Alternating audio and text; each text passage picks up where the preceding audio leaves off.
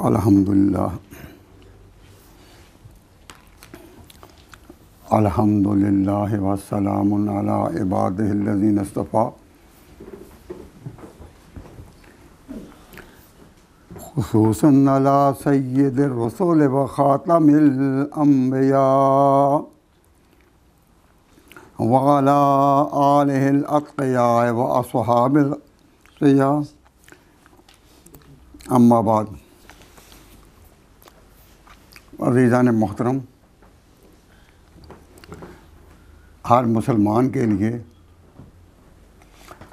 اللہ کی کتاب قرآن کریم کو ماننے کے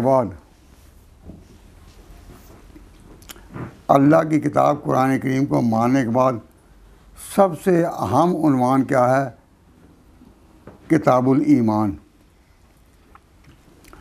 چونکہ ہمارے لیے منبع علم اور سرچشمہ علم قرآن ہے، تو جب اس سے تعارف ہو گیا تو اس کے ساتھ ہمارا تعلق ظاہر ہے کہ ایمان کے ساتھ ہوگا۔ تو ایمان کیا ہے؟ خود اس کو سمجھنے کی کوشش کریں۔ ایمان کے متعلق آپ کو یہ تقریباً 8 ذیلی عنوان ہیں کہ ایمان کے بارے میں آپ کو یہ معلوم ہونا چاہیے۔ 8 ذیلی عنوان ہیں، ان میں سے ہر ایک کے تحت کچھ مسائل ہوں گے، لیکن ان کو بڑے عنوانوں میں لانے کے لیے یہ 8 ذیلی عنوان ہیں اس کے۔ مثلاً ایمان کے بارے میں پہلا مسئلہ یہ ہے کہ ایمان ہے کیا، اجمالی اور تفصیلی۔ دوسرا عنوان آگے آئے گا کہ ایمان اور عمل یہ 2 الگ الگ حقیقتیں ہیں۔ اس کے ذیل میں آپ کے سامنے تقریباً 3-4 اور عنوان ہوں گے، اور اس کے بعد تیسرے درجے میں کہ ایمان کی نفی کیسے ہو سکتی ہے، اور اس میں امت کے پہلے طبقے میں کیا اختلاف رہا ہے۔ تو میں پوری تفصیلات میں جانے سے پہلے آپ سے یہ درخواست کرتا ہوں کہ آپ جاننے کی کوشش کریں کہ ایمان کے بنیادی نمبر اور ارکان کتنے ہیں گنتی میں۔ ایمان کے بنیادی ارکان جن پر مجموعی طور پر ایمان کا لفظ آئے گا تو وہ کتنے ہیں؟ اس کا جواب یہ ہے کہ 6 ہیں، جن کو کہتے ہیں 6 ارکان یا 6 نمبر کہیں۔ ایمان کے ارکان کتنے ہیں؟ 6۔ اور آپ حضرات کے ذہن میں یہ بات ہو، چونکہ آپ سامعین میں سے نہیں، اہل علم میں سے ہیں، طالب علم ہیں، یا اہل علم ہیں یا طالب علم ہیں، تو آپ کو ایمان کے بارے میں یہ مباحث نوک بزباں ہونے چاہیے کہ بات آئی نہیں، زبان سے نکلی نہیں۔ تو حضرت جبریل حضور اکرم صلی اللہ علیہ وسلم کے پاس آئے، اور آ کر انہوں نے حضور سے سوال کیا کہ ایمان کیا ہے۔ یہ مشہور حدیث ہے جو کئی دفعہ آپ نے سنی ہوگی، سمجھی ہوگی، کہ جبریل امین جب ایک عام مسافر کی صورت میں، کہ جیسے کوئی انسان آ رہا ہے مسائل پوچھنے کے لیے، حضور کی خدمت میں آئے، اور جو آپ کے پاس بیٹھے لوگ تھے وہ نہیں پہچان سکے تھے کہ کون مسافر آیا ہے، تو اس نے جو حضور سے آ کر سوال کیے کہ ایمان کیا ہے، تو آپ نے اس کے 6 ارکان بتائے۔ 6۔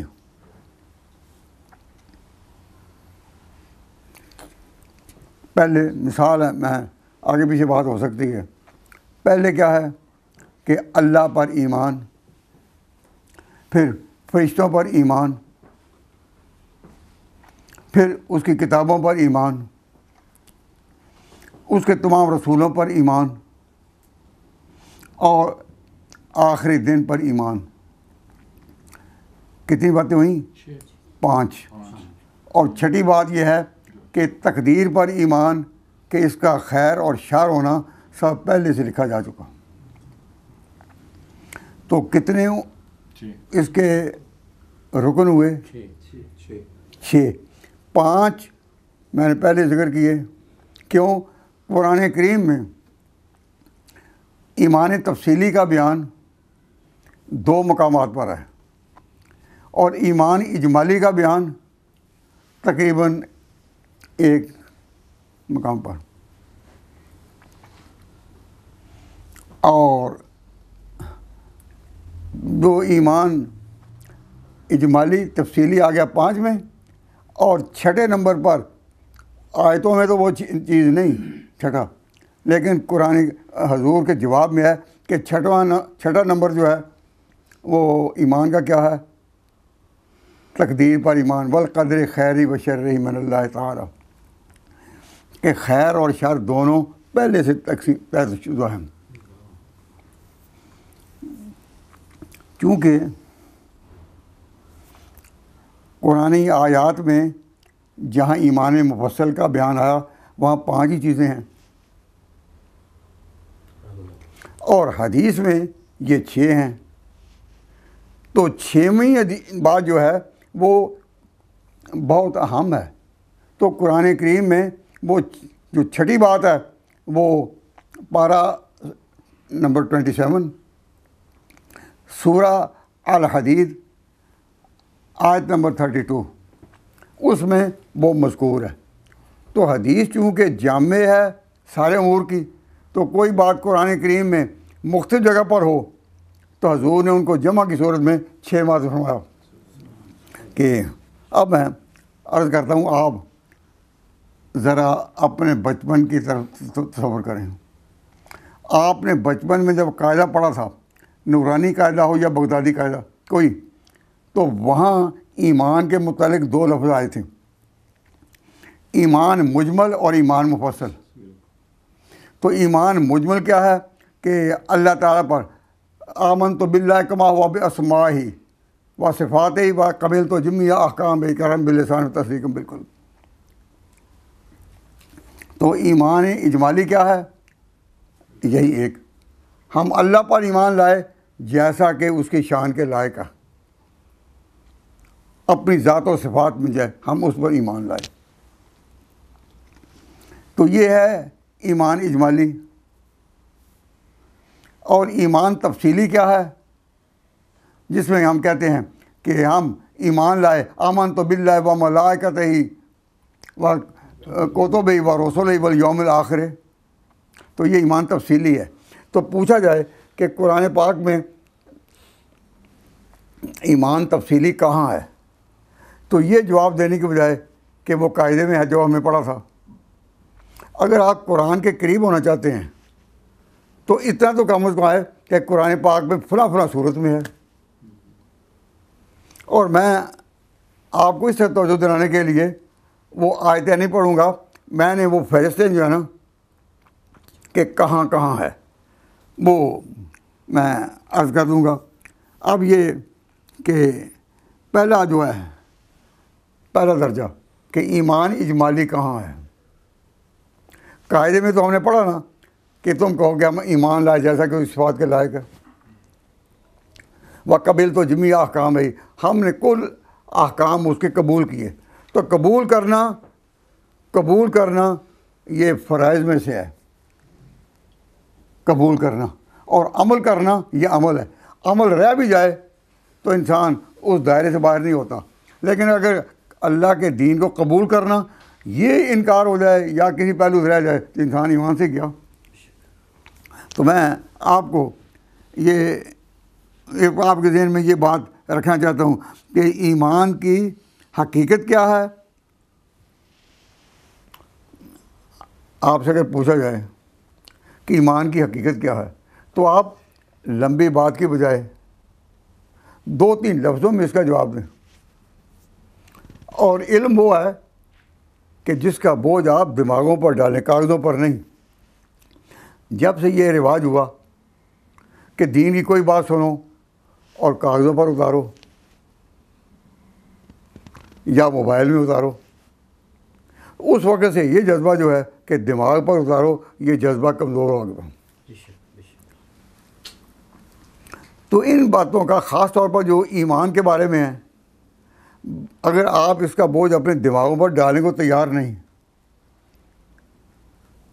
تو یہ بہت بڑی کمزوری ہوگی، کیونکہ اعمال بغیر ایمان کے قبولیت نہیں پاتے.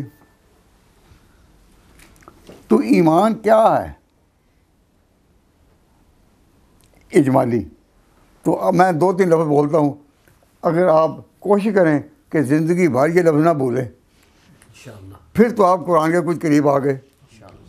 اور اگر اٹھتے ہی وہ بھول جائیں،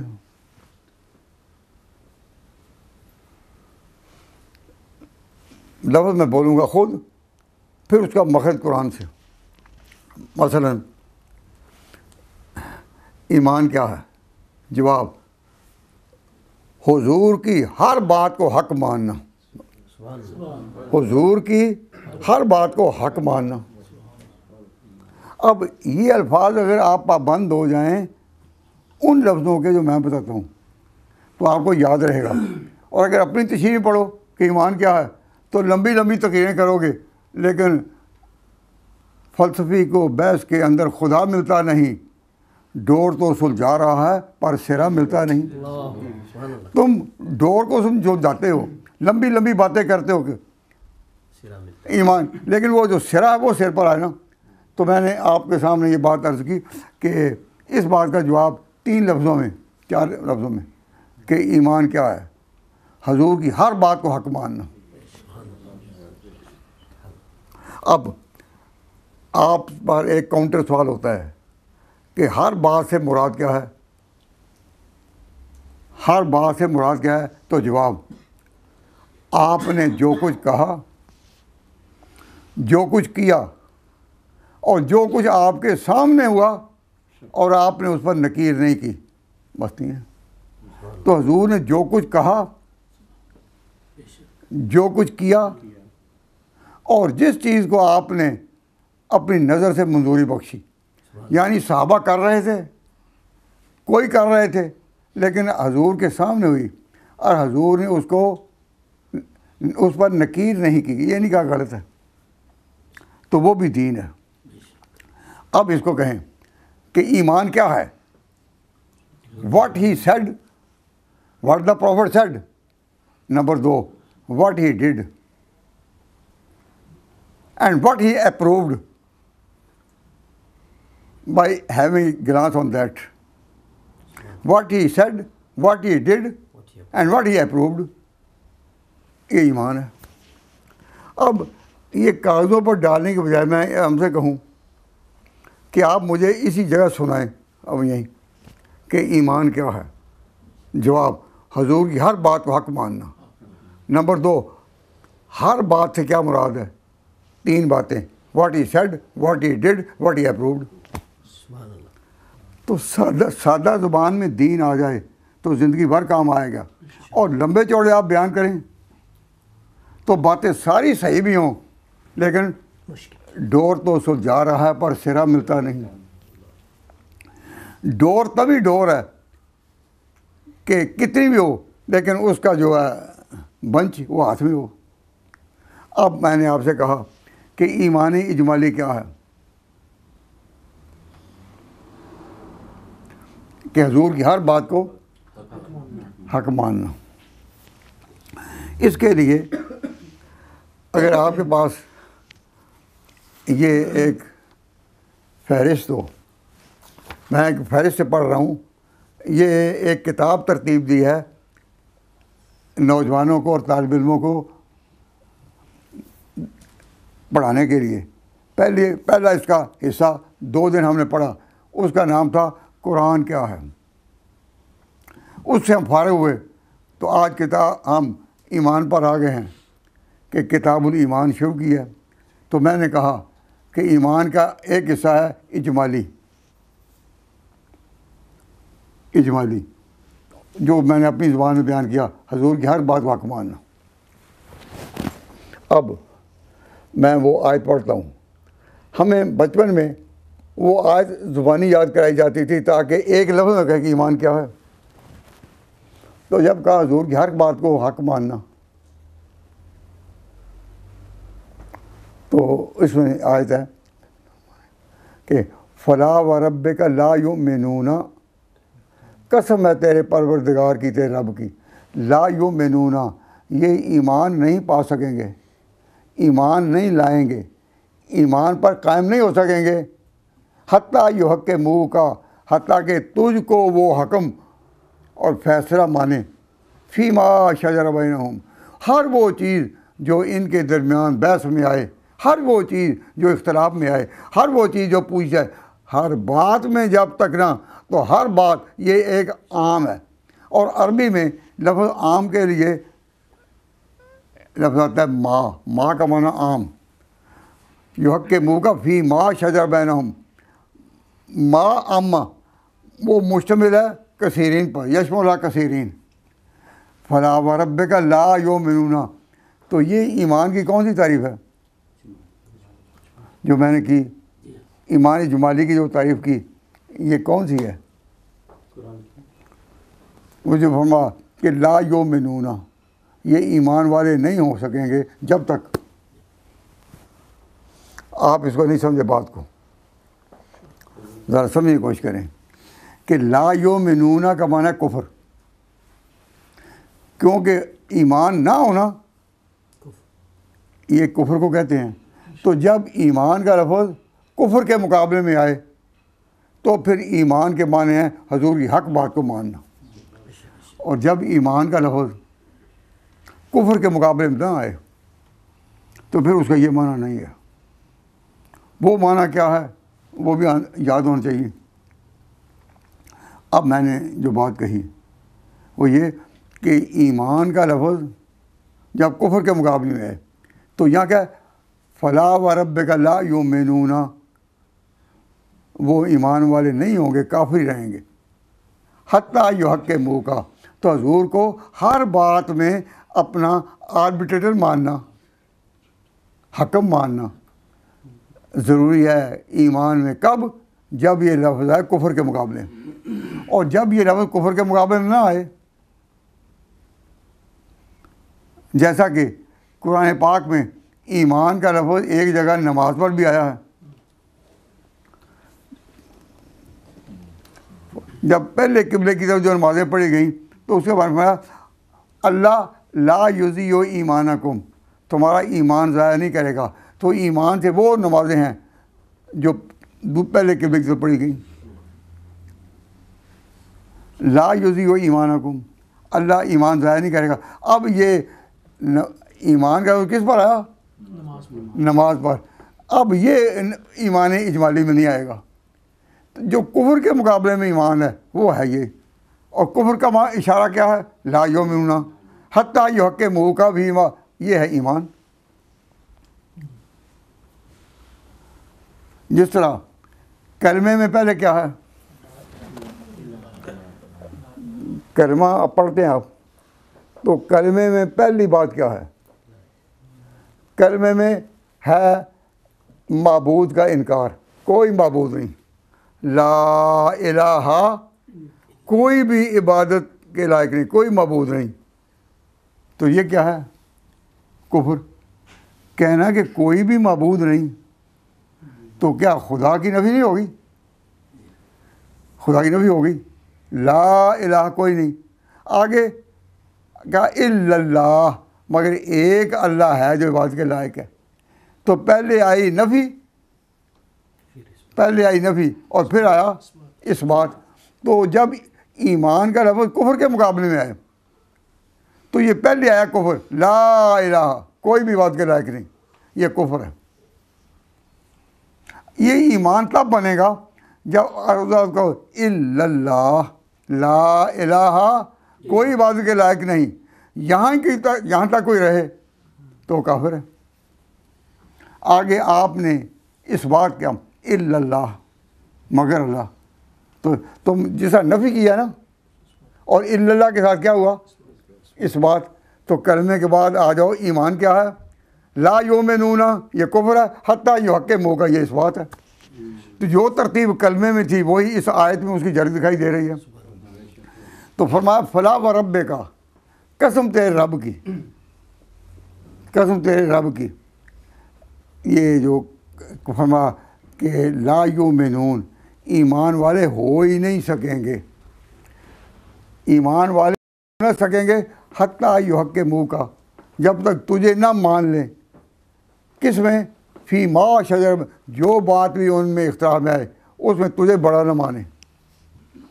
اور ہم حدیث کی روشنی میں یہ سمجھانے کے لیے کہ وہ تین امور کون سے ہیں، جو کچھ آپ نے کیا، جو کچھ آپ نے فرمایا، اور جو کچھ آپ کے سامنے ہوا،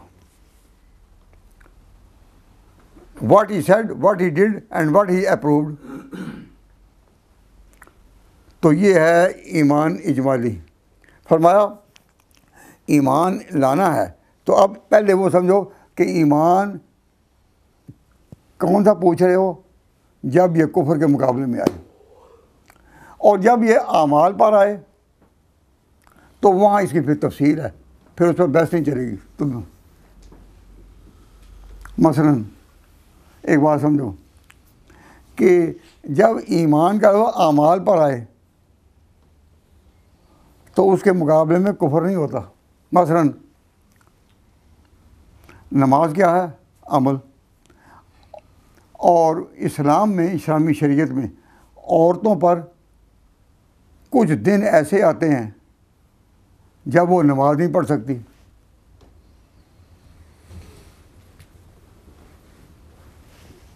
ایسے دن آتے ہیں، اور وہ نماز نہیں پڑھ سکتی۔ تو ویسے ضمنی طور پر بات بتاتا ہوں، کسی نے کہا کہ مردوں پر بھی کوئی ایسا وقت آتا ہے، تو میں نے کہا کہ ہاں۔ کب؟ میں کہ رمضان میں جب وہ سفر پر جائے تو روزہ نہیں رکھے گا، اور دن تو اس دن اس نے روزہ نہیں رکھا تو اس کے عمل میں کمی تو آ گئی۔ لیکن کسی مسلمان کے بارے میں جو رمضان میں سفر پر جا رہا ہے اور روزہ نہیں رکھ رہا، کوئی کہے گا کہ اس کا آج ایمان کم ہو گیا؟ کیونکہ وہ ایمان جو ہے اس کے دو معنی ہیں، ایک یہ کہ جو کفر کے مقابلے میں ہو، اور ایک وہ جو اعمال پر آئے۔ جو اعمال پر آئے اس کے احکام اور ہیں، اور جو اس کے کفر کے مقابلے ہیں اس کے اور ہیں۔ اب عورت جن دنوں میں نماز نہیں پڑھتی، کیا کوئی کہتا ہے کہ اس کا ایمان کم ہو گیا ہے؟ نہیں نا۔ کیوں؟ وجہ یہ ہے کہ ایمان کا لفظ جو ہے وہ دو معنوں میں، جب یہ کفر کے مقابلے میں آئے تو پھر یہ بنیاد ہے ہمارے ایمان مجمل کی اور ایمان مفصل کی، اور جب یہ لفظ اعمال پر آئے تو اس کے احکام اور ہیں۔ اب نماز کے بارے میں جو کہا گیا کہ یہ نماز بھی ایمان ہے، تو اس کا ہم اپنے طور پر سمجھا سکیں گے کہ بھئی ایمان کی بہار ہے، ایمان کی زینت ہے۔ لیکن اس معنی میں اس بارے میں ایک بات یاد رکھیے، ایمان کے بارے میں جو مجمل ہے، بنیادی ہے، اس کے بارے میں یہ بات ذہن میں رہے کہ یہ انٹرنل ڈویژن ایکسیپٹ نہیں کرتا۔ مثلا حضور سے جبریل نے اگر پوچھا کہ ایمان کیا ہے، آپ نے اس کے 6 ارکان بتائے، اب ان ارکان میں سے ایک نکال لو تو باقی 5 ایمان نہیں ہوگا۔ یہ نہیں کہا جائے گا کہ یہ شخص 5 ماننے والا 90% مسلمان ہے اور 10% وہ مسلمان نہیں۔ یہ جو 6 اس کے نمبر یا ارکان ہیں، یہ سارے حقیقت میں ایک ہیں، اور جب مختلف اجزاء سے مل کر ایک حقیقت قائم ہوتی ہو کہ اب parts can not be separated easily, جس کے اجزاء آسانی سے تقسیم نہ کیے جا سکیں. اس کے لیے ایک لفظ ہے، مشکل ہے ذرا لفظ، لیکن ایک دفعہ یاد کر لیں زندگی بھر کام آئے گا. اس کو لفظ عربی میں کتابوں میں آتا ہے لفظ بسیط، با سین یا تو اس کو کہتے ہیں. تو ایمان ایک حقیقت بسیطہ ہے، ایک بسیط حقیقت ہے، یعنی 6 نمبروں یا 6 ارکان سے مل کر ایک ایمان ہے. اور اب اس کے اجزاء ناقابل تقسیم ہیں. ہوگا تو پورا ہوگا، نہیں ہوگا تو بالکل ہی نہیں ہوگا. کسی مسلمان کے بارے میں یا کسی کلمہ گو کے بارے میں یہ نہیں کہا جائے گا یہ اتنے پرسنٹ مسلمان اتنے پرسنٹ کافر ہے. کیوں؟ اس لیے کہ ایمان اپنی ذات میں پرسنٹیج قبول کرتا ہی نہیں. اس لیے جو لوگ ہمیں مجبور کرتے ہیں کہ قادیانیوں کو تم کافر نہ کہو، کیونکہ ساری باتیں اسلام کی مانتی ہیں، صرف 1-2 نہیں مانتے، تو پہلے سے ذہن میں ہونا چاہیے کہ ایمان ہے ہی ایسی چیز کہ جو انٹرنل ڈوین ایکسیپٹ ہی نہیں کرتا، تقسیم ہو ہی نہیں سکتی. اس لیے جس نے 5-6 میں سے ایک کا انکار کیا وہی مسلمان نہیں، جس نے 2 کا کیا وہ بھی نہیں، جس نے سب کا کیا وہ بھی نہیں. تو اسلام کی ایک قطعی بات کا انکار کرنے والا اور پورے دین کا انکار کرنے والا they stand at a same level, ایک جیسے.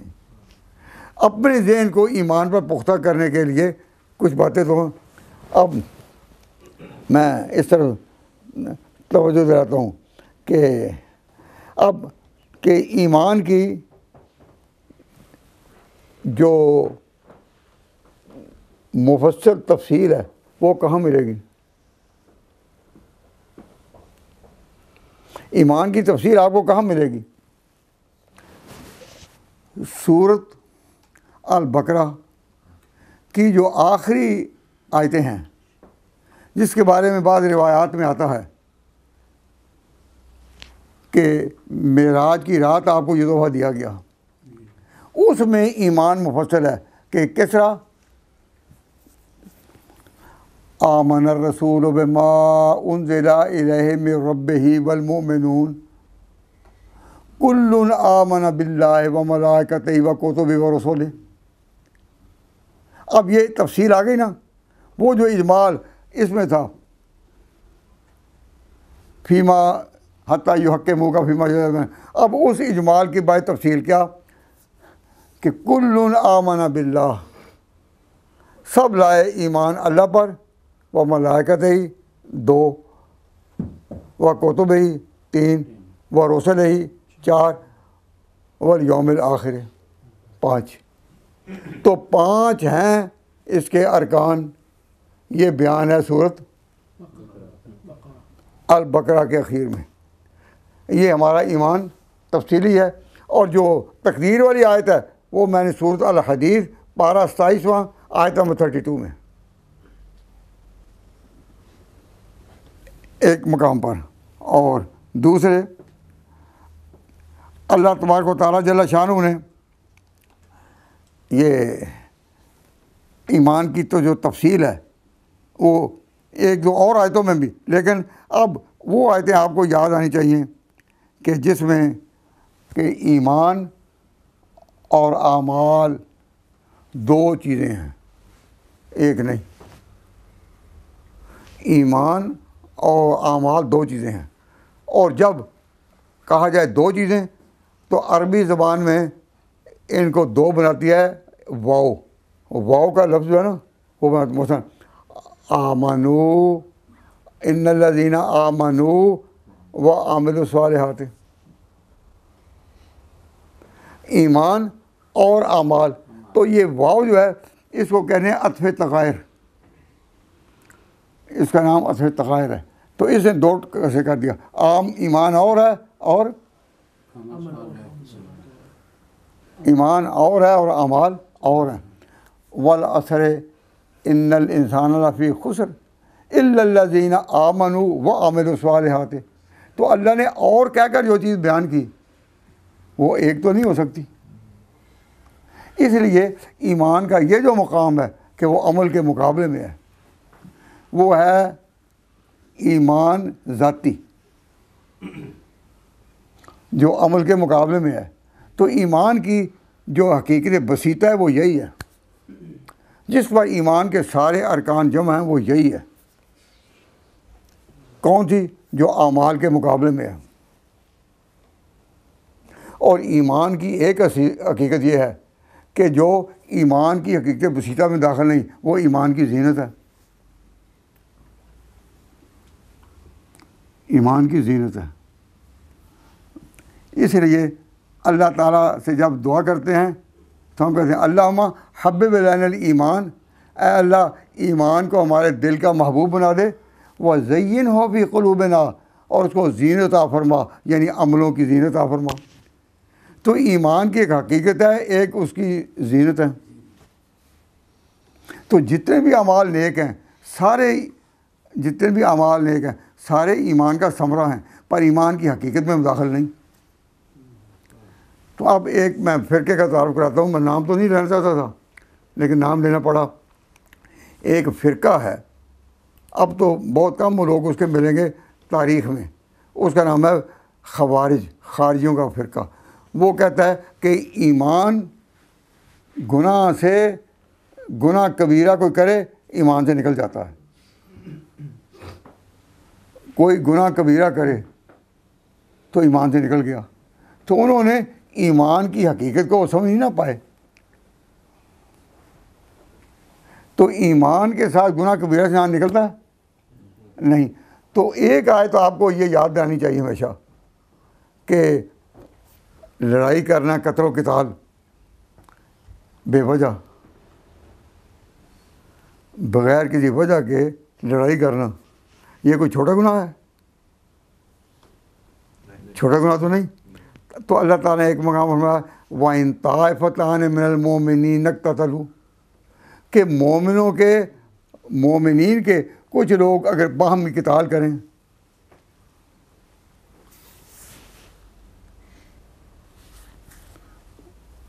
وہ لوگ صرف یہ ہے نا کہ قتال ہی نہیں کر رہے، اس کے باوجود اللہ نے کہا مومن طائفتان من المؤمنین، کہ مومنوں کے لوگ قتال. تو اب اگر وہ قتال سے out of the pale of Islam ہو گئے تھے، اسلام سے نکل ہی گئے تھے، تو ان کو مومن کیوں کہا؟ جب مومن کہا تو معلوم ہوا کہ ایمان سے وہ خارج نہیں. تو فرمایا کہ اگر مسلمانوں کے دو گروہ آپس میں لڑیں اصلح ہو تو ان میں اصلاح کرا دو. تو معلوم ہوا کہ گناہ کبیرہ کا مرتکب کافر نہیں ہوتا. اور اگر اللہ تعالیٰ نے قرآن کریم میں اعمال پر بھی نماز پر بھی ایمان کا بول ما کان اللہ لیضیع ایمانکم، اللہ تمہاری ان نمازوں کو ضائع نہیں کرے گا. تو نماز کا کیا نام رکھا؟ نماز کا کیا نام رکھا؟ ایمان. تو یہاں ایمان اپنے اصل معنی میں ہے یا زینت کے معنی میں؟ تو ایمان زینت کے معنی میں اور تکمیل کے پہلو میں ہو تو بے شک عمل کو شامل ہے، لیکن جب اپنی ذات میں ہو حقیقت بسیطہ میں تو یہ عمل کو شامل نہیں. تو ان کا انکار کس نے کیا؟ کنہوں نے کیا؟ اور خوارج کہاں ہوئے؟ خوارج کہاں ہوئے؟ یہ بصرہ سے اٹھے تھے. بصرہ میں یہ تحریک خوارج کی بصرہ سے اٹھی تھی. اب بصرہ کے قریب اور کون سی جگہ تھی جو مسلمانوں کے لیے علم کا مرکز ہو؟ وہ کوفہ تھی. اور کوفہ میں ایک بہت بڑے امام صاحب علم امام ابو حنیفہ وہ بیٹھے تھے کوفہ میں. اب ان کے ذمہ تھا کہ وہ خارجیوں سے مسلمانوں کو بچانے کے لیے کہیں کہ اصل ایمان جو ہے وہ کم و بیش نہیں ہوتا، وہ تقسیم تک قبول نہیں کرتا کہ کوئی اتنے پیسے. تو امام ابو حنیفہ رحمۃ اللہ علیہ کو اللہ تعالیٰ جزائے خیر دے، انہوں نے کھل کر یہ بات کہی کہ ایمان تقسیم نہیں ہوتا، اور ایمان بڑھتا گھٹتا نہیں. جتنا بھی ایمان ہوگا تو پورا ہوگا، نہیں تو بالکل نہیں ہوگا. یہ گھٹتا بڑھتا نہیں. اور قرآن کی جو آیتیں تھیں جن میں ایمان کی زینت اور تکمیلی پہلو کو ساتھ لیا گیا، ان کا انکار نہیں، لیکن وہ ایمان کی حقیقت بسیطہ نہیں، وہ اس کی ایک زینت ہے اور اس کی تکمیل ہے، اور اس کا انکار نہیں کرتے. اب اتنی بڑی بات کی تفصیل کرنا اور گرنے سے بچانا عام آدمی کا کام تو نہیں، کسی بڑے امام کا ہے. تو انہوں نے جب یہ کہا تو جو لوگ نادان تھے انہوں نے امام صاحب کے بارے میں پروپیگنڈا کیا کہ جی یہ کہتے ہیں کہ ایمان زیادہ نہیں ہوتا، حالانکہ قرآن میں آگے زیادہ ہوتا ہے.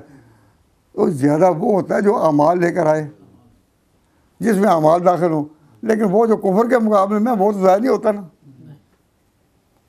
تو اس طرح پروپیگنڈا امام ابو حنیفہ کے خلاف کیا گیا کہ وہ کہتے ہیں کہ جی ایمان کم بیش نہیں ہوتا، اور قرآن میں ہے اذا تلیت علیہم آیاتہ زادتہم ایمانا، جب آیتیں آتی ہیں زادتہم ایمانا، ان کا ایمان بڑھتا جاتا ہے. تو جو علم والے لوگ ہیں وہ اس کا معنی کرتے ہیں کہ ایمان مضبوط ہوتا جاتا ہے، لیکن بڑھتا گھٹتا نہیں ہے، مضبوط ہو جاتا ہے.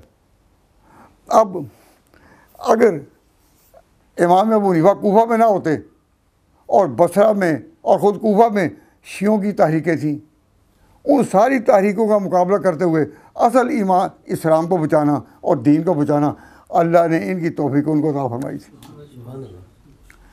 اور ایک حدیث میں بھی آیا تھا کہ حضور نے فرمایا کہ ایمان اگر ثریا ستاروں سے بھی آگے چلا جائے، نہ رہے، دور ہو جائے، لو کان الایمان معلقا بالثریا، تو وہ ایمان ثریا ستاروں تک بھی چلا جائے، یعنی لوگ اسلام سے دور ہو جائیں، لنالہ رجل من ابناء فارس، تو ابناء فارس میں سے ایک شخص ہوگا جو ایمان کو وہیں پالے گا.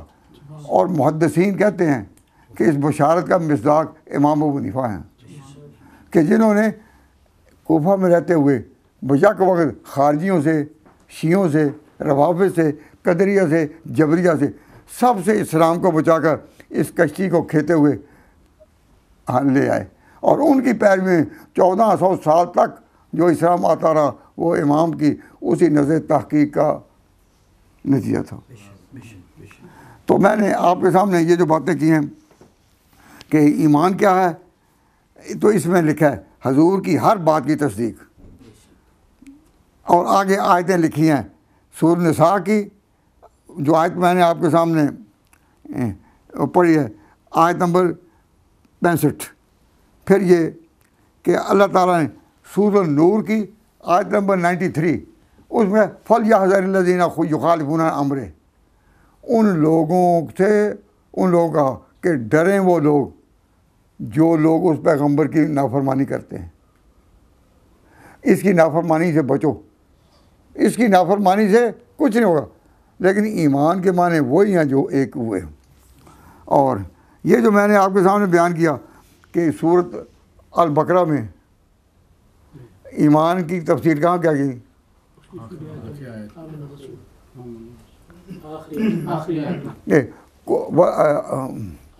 آمن رسول ما انزل الیہ من ربہ والمؤمنون کل آمن باللہ وملائکتہ وکتبہ ورسلہ لا نفرق بین احد من رسلہ. اور آگے وقالوا سمعنا واطعنا نہیں آمن رسول ما انزل الیہ من ربہ کل آمن باللہ وملائکتہ وکتبہ ورسلہ والیوم الآخر. ہاں والیوم الآخر. تو اب یہ ایمان تفصیلی ہے یہاں. اور سورۃ النساء کی آیت نمبر 136 میں بھی ایمان تفصیلی کا بیان ہے. اب ہم اس تفصیلی ایمان پر اس تفصیل کے ساتھ ہی یقین رکھتے ہیں. اب ایک بات پر کہ اب کہا جو آمن الرسول بما انزل الیہ، آمن الرسول بما انزل الیہ من ربہ والمؤمنون، کہ یہ پیغمبر یہ پیغمبر اور اس کے ساتھی مومنون یہ ایمان لائے تو کون کن کا ذکر ہوا؟ کہو دو کا کیا؟ رسول اور مومنون، رسول اور صحابہ. پھر سنو، آمن رسول بما انزل الیہ من ربہ والمومنون. تو مومنون ایک اور آمن رسول یہ رسول دو، تو دو ایمان لائے. لیکن لفظ ایمان کا 2 دفعہ کیوں نہیں آیا؟ سبحان اللہ سبحان اللہ. حافظ جو ہیں وہ اس کو پڑھیں، آمن الرسول بما انزل الیہ من ربہ. تو آمنا ایک دفعہ آیا، اور فرمایا رسول والمومنون وہ 2 آئے. حالانکہ یہ بھی تو ہو سکتا تھا نا کہ رسول بھی ایمان لایا اور مومنون بھی ایمان لائے، تو ایمان کا لفظ 2 دفعہ آ سکتا تھا نا. لفظ ایمان ایک ہی ہے، اس میں اللہ نے جمع کیا پیغمبر کو بھی اور اس وقت کے صحابہ کو بھی. تو معلوم ہوا کہ جب ایک ایمان میں وہ دونوں شامل ہیں، تو جو لوگ کہہ دیتے ہیں کہ جی صحابہ کا ایمان منافقانہ تھا، اندر سے نہیں تھا، تو اگر اندر سے ان کا ایمان اور ہوتا تو اللہ پیغمبر کو اور اس وقت کے ان مسلمانوں کو ایک ہی لفظ میں جمع کرتے، آمنا. تو جب کہا آمن الرسول ایک دفعہ، اور اس میں 2 ایمان لانے والے کون ہیں؟ 2، پیغمبر اور مومنون.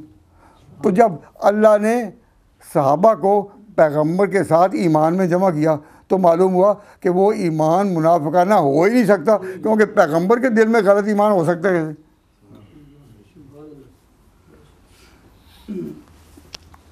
تو یہ بات بھی یاد رکھنے کے لائق ہے. سمجھا گئی کہ آمن رسول بما انزل الیہ من ربہ والمومنون. اور آگے پھر کلن کا معنی کیا ہے؟ کہ یہ پیغمبر اور سارے مومنین. کلن آمن باللہ، کہ پہلے جن کا ذکر ہوا انہیں سارے ہی ایمان لائے اس پر سارے.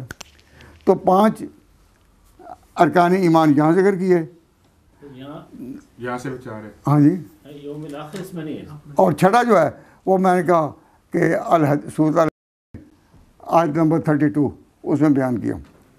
اب جب یہ بات پتہ چلا کہ ایمان اور عمل الگ الگ حقیقتیں ہیں، اور پھر اب گناہ کبیرہ سے انسان ایمان سے نہیں نکلتا، اس کے بعد ایک اور مسئلہ ہے کہ جن لوگوں نے امام ابو حنیفہ کے خلاف یہ پروپیگنڈا کیا کہ جی کہتے ایمان کم و بیش نہیں ہوتا، وہ لفظوں سے کھیلتے ہیں مغالطہ دینے کے لیے، صرف مغالطہ دینے کے لیے کہ دیکھ قرآن میں تو زیادہ ہوتا ہے اور یہ کہتے نہیں ہوتا. تو یہ اس کو کہتے ہیں لفظی مغالطہ. لفظی مغالطہ مثلا ایک شخص تھا، اس کا ایک بیٹا وکیل تھا، اور دوسرا اس کا بیٹا اکاؤنٹنٹ تھا.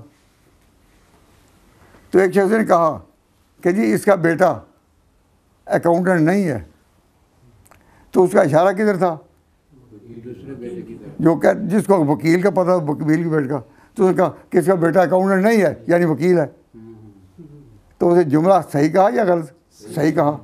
اور دوسرے نے کہا کہ اس کا بیٹا اکاؤنٹنٹ ہے، وکیل نہیں ہے. اس کی نظر دوسرے بیٹے پر تھی. اس کو کہتے ہیں لفظی نزاع. حقیقت میں کوئی اختلاف نہیں، حقیقت میں both of them are right, دونوں. لیکن لفظی ہے کہ اس کا محکوم علیہ اور ہے اس میں. تو جب امام ابو حنیفہ نے کہا کہ ایمان کم بیش نہیں ہوتا، تو ان کا محکوم علیہ وہ ایمان ہے جو حقیقت بسیطہ ہے. اور جب امام بخاری نے کہا کہ زیادہ ہوتا ہے، تو ان کا محکوم علیہ وہ ایمان ہے جو ماں کا ایمان کو میں ہے. تو دونوں صحیح ہے نہیں. تو ہم ہمیشہ کہتے کہ امام ابو حنیفہ کا معنی یہ نہیں کہ ہر بات امام بخاری کی کہو کہ یہ اور ہے وہ اور ہے. تو ہماری دعوت یہی چلتی ہے کہ بھئی سارے اوپر سے ٹھیک ہیں اور صحیح تھے، ان کے خلاف پروپیگنڈا کرنا ایک امت میں تفرقہ پھیلانا. تو اب یہ لفظ مومن کیونکہ ایمان سے ہے، تو کسی نے پوچھا تھا کہ مومن کا لفظ مومن کے کافر کے مقابلے میں آتا ہے نا؟ تو میں نے کہا کہ نہیں، یہ کافر کے مقابلے کبھی یہ لغوی معنی بھی ہوتا ہے. مومن کا معنی ماننے والا. کس طرح؟ کہتے یوسف علیہ السلام کے بھائی جب یوسف کو کنویں میں گرا کر اپنے باپ کے پاس آئے تو باپ کو یہ کہا حضرت یعقوب کو ما انت بمومن، آپ مومن نہیں لنا ہماری بات پر، کہ ہم جو کہہ رہے ہیں کہ اس کو بھیڑیا کھا گیا اکلا حسے وہ، تو آپ ہماری بات نہیں مانیں گے. ما انت بمومن لنا. تو یہاں مومن کا لفظ اصطلاحی معنوں میں ہے یا لفظی معنوں میں؟ لفظی معنوں میں. اور کوئی کہے کہ جی یوسف علیہ السلام کے بھائیوں نے اپنے باپ کو کہا تو مومن ہی نہیں ہے، تو سوائے اس کے کہ وہ تفرقہ پھیلائیں اور امت میں انتشار، اور کوئی ہے؟ تو مومن کا لفظ قرآن پاک میں آیا ہے یہ لفظی معنوں میں بھی. اس طرح قرآن پاک میں ایک جگہ یا دو جگہ لفظ آیا ایمان اسلام کے مقابلے میں. مثلا اللہ تعالیٰ نے فرمایا سورۃ حجرات میں کہ کل لم تؤمنوا ولکن قولوا اسلمنا، کہ تم ایمان نہیں لائے تم یہ کہو اسلمنا. تو یہاں اسلام کا لفظ ایمان کے مقابلے میں ہے. لیکن دو قرآن پاک کی صریح آیتیں ہیں جس میں پتہ چلتا ہے کہ ایمان اور اسلام ایک ہیں. ان آیتوں کو سامنے نہ رکھنا تو لوگوں میں یہ جو ذوق جب تک قرآن فہمی کا نہ ہو اور ہر مسئلے کو وہ قرآن سے نکال نہ سکیں اس وقت مسلمانوں میں جوڑ نصیب نہیں ہوگا. وہاں اللہ تعالیٰ ایک مقام پر اخرجنا من کانا فیہا من المؤمنین، کہ جو بھی مومنین ہم نے نکالی. اخرجنا من کانا فیہا من المؤمنین وما بنا بھیا غیر بیت من المسلمین، اور یہاں مسلمین کا لفظ ہے. تو یہاں مسلمین اور مومنین ایک ہی معنی میں ہیں. اس طرح غالباً سورہ محمد میں بھی آخر میں ایک آیت موجود ہے جسے پتہ ہے کہ ایمان اور اسلام ایک معنی میں. اب ہمارا جو طریقہ ہے اس کے مطابق ہماری پوری کوشش ہوتی ہے کہ امت میں تمام ائمہ علم جو علم والے ہوئے ہیں ان کی عزت کو بھی قائم رکھو اور ان کی حیثیت کو بھی، اور سوچو تو کوئی ٹکراؤ ہی نہیں ہے. ہر ایک کی بات اپنے اپنے مقام پر صحیح ہے. لیکن امت میں تفرقہ پھیلانے والے جو ہیں وہ بات کچھ کا کچھ بنا دیتے ہیں. تو میں اس وقت آج جو کتاب الایمان کی پوری بحث تو نہیں کر سکتا، میں نے خاکہ بتا دیے کیا کہ ایمان اور اسلام ایک ہے. کبھی اس کو ایک مستقل عنوان بنائیں اور تقریر کریں تو وہ آیتیں آپ کو زبان یاد ہو جائیں گی. اور جب کہا کہ ایمان زیادتی تو قبول کرتا ہے یعنی قوت، لیکن کمی قبول نہیں کرتا، تو کمی کا لفظ ہے ہی کوئی نہیں. حالانکہ جب امام صاحب ابو حنیفہ نے کہا تھا کہ ایمان کمی بیشی کو، تو وہاں دونوں کی نفی ہے کہ نہ بیشی نہ کمی. لیکن جہاں اس بات ہے وہاں صرف زیادتی ہے کمی نہیں. معلوم ہوا ہے وہاں اور معنی میں ہے. اب چونکہ ہمیں ایک اور جگہ پروگرام ہے تو انہی باتوں پر میں ختم کرتا ہوں. تو کتاب الایمان کے بارے میں یہ اہمیت ہے کہ حضرت امام مسلم رحمۃ اللہ علیہ نے صحیح مسلم میں سب سے پہلے باب باندھا ہے کتاب الایمان ہی. ہم نے آج اس سبق کا شروع کیا کہ کتاب القرآن پر تو پہلے بات کر چکے ہیں. یہ معتزلہ ایک فرقہ ہمارے خلاف ہوا شروع سے ہی. تو وہ کہتے ہیں کہ کفر اور ایمان کے درمیان ایک درمیانہ درجہ ہے. ہمارے امام صاحب رحمۃ اللہ نے فرمایا کہ نہیں، کفر اور ایمان میں کوئی واسطہ نہیں، بس دو ہی ہیں. اور کہ دو ہی چیزیں ہیں اس کے لیے سورۃ تغابن میں اللہ تعالیٰ نے ارشاد فرمایا سورۃ تغابن میں کہ هو الذی خلقکم، اللہ نے تمہیں پیدا کیا، فمنکم کافر ومنکم مومن، تم میں یا کافر ہے یا مومن ہے. تیسرا فمنکم سو ہیں تم میں کافر و مومن. وما علینا تقبل منا انک انت السمیع العلیم وتب علینا انک انت التواب الرحیم. لا الہ الا اللہ.